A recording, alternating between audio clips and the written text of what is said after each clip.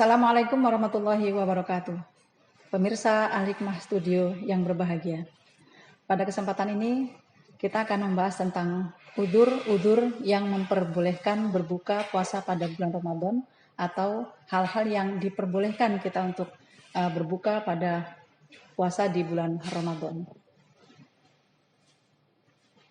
Yang pertama adalah orang yang sakit, al-maradu. Al-maradu alladzi yubihu tayammum. Sakit itu bisa memperbolehkan kita untuk berbuka puasa. Sakit yang bagaimana? Sakit yang sekira ketika orang tersebut tetap berpuasa, maka dia akan menimbulkan kesusahan. Atau di sini dikatakan al-maradu alladzi yubihu tayammum, yaitu sakit yang memperbolehkan seorang untuk tayamum. Al-khaufu minal halaki bisababi shaumi ala nafsihi au udwihi au manfaatihi. Takut terjadinya hal yang buruk pada dirinya sebab dia berpuasa, atau pada anggota tubuhnya atau kemanfaatan dirinya. Boleh orang tersebut untuk berbuka puasa. Yang ketiga, ghalabatul ju' wal atshi bihaitsu yakhsha ad-darar minas shaumi.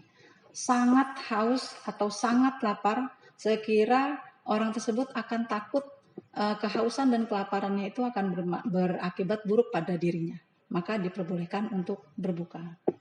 Dan yang keempat, as-safaru at-tawilu al-mubah. Bepergian yang jauh dan diperbolehkan. Tapi dalam bepergian ini perlu dicatat bahwasanya lakin la yuftiru intor as-safaru ba'dal fajri. Dia tidak diperbolehkan untuk berbuka atau tidak berpuasa kalau bepergiannya itu terjadi setelah fajar. Berarti disarankan atau yang diperbolehkan adalah bepergian yang dilakukan sebelum fajar. Kemudian berkaitan dengan udzur, pasti kita akan juga diharuskan mengetahui tentang fidyah. Karena fidyahnya nanti akan berimbas pada orang yang diperbolehkan berbuka tersebut. Jadi ada yang nanti diwajibkan untuk membayar puasa, ada yang juga membayar fidyah. Kita perlu mengetahuinya. Fidyah sendiri menurut bahasa adalah tebusan, sedangkan menurut syariat adalah denda yang wajib ditunaikan karena meninggalkan kewajiban atau melakukan larangan. Fidyah pada pembahasan ini akan kita fokuskan pada fidyah dalam berkaitan dengan ibadah puasa Ramadan. Kategori orang yang wajib membayar fidyah, yang pertama adalah orang tua renta yang tidak sanggup lagi menjalankan puasa. Seandainya orang tua ini tetap melakukan puasa, maka akan terjadi hal yang buruk pada dirinya, maka dia tidak diwajibkan untuk melakukan puasa, tapi harus membayar fidyah. Tidak qadha puasa, karena puasa tidak sanggup, jadi dia hanya wajib membayar fidyah. Yang kedua, orang sakit parah yang tidak ada harapan sembuh dan ia tidak sanggup berpuasa. Seandainya dia berpuasa, maka lebih buruk lagi sakitnya. Maka dia diwajibkan membayar fidyah, tidak qadha puasa. Dan yang ketiga, wanita hamil atau menyusui. Diperbolehkan meninggalkan puasa bila ia mengalami kepayahan dengan berpuasa atau mengkhawatirkan keselamatan anak atau janin yang dikandungnya. Untuk masalah ini terbagi menjadi dua. Yang pertama, jika ia khawatir keselamatan dirinya atau dirinya beserta anak atau janinnya, maka tidak ada kewajiban fidyah. Artinya dia hanya wajib untuk mengqadha puasa. Dan yang kedua, jika dia hanya khawatir tentang keselamatan anak atau janinnya, maka wajib membayar fidyah juga qadha puasa. Jadi fidyah itu berbarengan dengan qadha puasa untuk orang yang hamil atau menyusui ini. Jadi tetap membayar puasanya. Yang keempat, orang yang mati. Orang yang mati ini nanti yang wajib difidyahi adalah orang yang meninggalkan puasa tanpa udzur atau karena udzur, dan dia punya waktu untuk membayar puasa itu tapi belum sempat membayar puasa, dia sudah mati, maka puasanya nanti boleh difidyahi. Kemudian orang yang mengakhirkan qadha Ramadan, ini mungkin sering terjadi pada ibu-ibu ya. Jadi karena punya hutang puasa banyak, kemudian sampai Ramadan berikutnya dia belum bisa membayar puasanya tersebut, maka qadha Ramadannya tetap harus dibayar, tapi dia juga diwajibkan membayar fidyah sebanyak puasa yang ditinggalkan. Nanti seandainya tahun ini dia belum bayar fidyah. Kemudian sudah ketemu Ramadan lagi, berarti 2 Ramadan, maka dikali 2. Jadi pembayarannya, fidyahnya tadi itu dikali berapa kali Ramadan dia tidak membayar atau tidak mengkodok puasanya tersebut. Kemudian kadar dan jenis fidyah. Jadi fidyah itu yang ditunaikan adalah 1 mud makanan pokok, ya, 1 mud makanan pokok untuk setiap hari puasa yang ditinggalkan. Nah, makanan pokok bagi mayoritas penduduk Indonesia adalah beras. Maka kita membayar dengan menggunakan beras. Ada ukuran konversi ya yang berbeda. Nanti kita bisa mengikuti salah satunya. Yang pertama oleh Syekh Wahbah Az-Zuhaili ya dalam kitabnya Fiqhul Islam wa Adillatuhu, Al-Fiqhul Islami wa Adillatuhu. Di situ ada menyebutkan beliau dikonversikan untuk 1 mud itu sama dengan 675 gram atau 6,75 ons. Kemudian Syekh Ali Jumu'ah dalam kitab Al-Makayil wal Mawazin Asy-Syar'iyyah beliau mengatakan 1 mud sama dengan 510 gram atau 5,10 ons. Silakan dipilih. Jadi kalau mengikuti Ali Jumu'ah kita bulatkan saja 6 ons beras gitu. Sedangkan kalau mengikuti Syekh Wahbah Az-Zuhaili kita bulatkan menjadi 7 ons.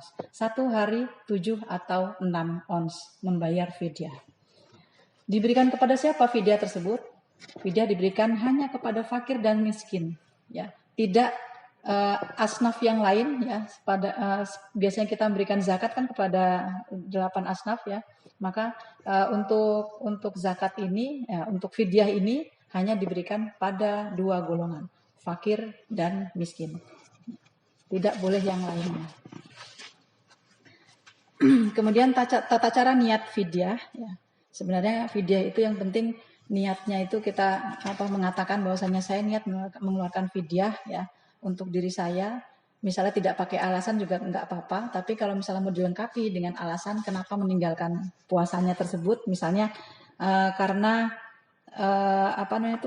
sakit gitu ya, atau karena membayar fidyah orang yang sudah meninggal, atau karena takut keselamatan anakku, boleh ditambahkan seperti itu. Yang penting ada sebutan saya mengeluarkan fidyah ini ya fardu karena Allah Ta'ala, itu yang penting. Kemudian niatnya itu dilakukan saat menyerahkan kepada fakir miskin, boleh, atau saat memberikan kepada wakil ya. Jadi tidak ketemu fakir miskinnya tapi kepada wakilnya boleh. Jadi setelah memisahkan beras yang hendak ditunaikan sebagai fidyah, misalnya 5 kilo beras yang akan kita keluarkan untuk fidyah, pegang berasnya kemudian diniatkan, begitu.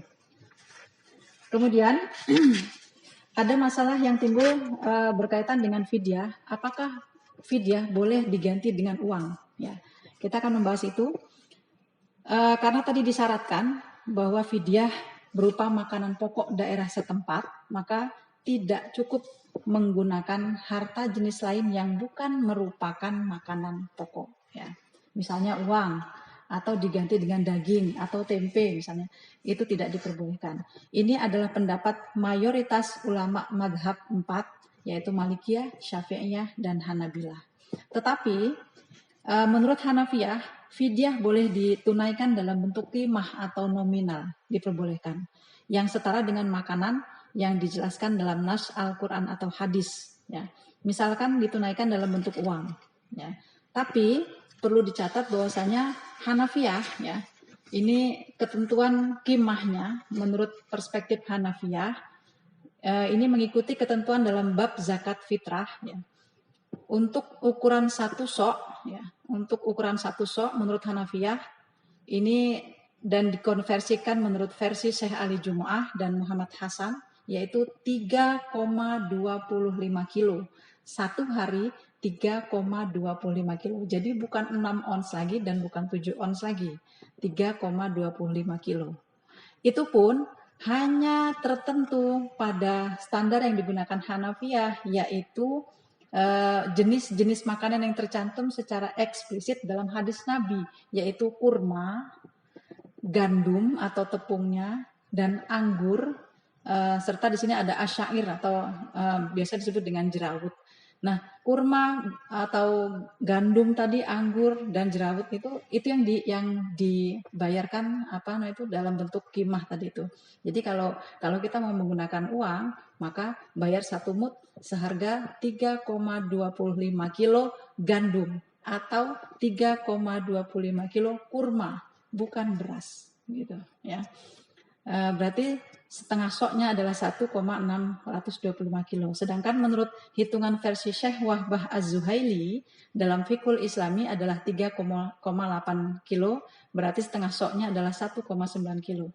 Dengan demikian, cara menunaikan fidyah dengan uang versi Hanafiyah adalah nominal uang yang sebanding dengan harga kurma, anggur, atau jerawat sebesar 1 sok atau 3,8 kilo atau 3,25 kilo untuk per hari puasa.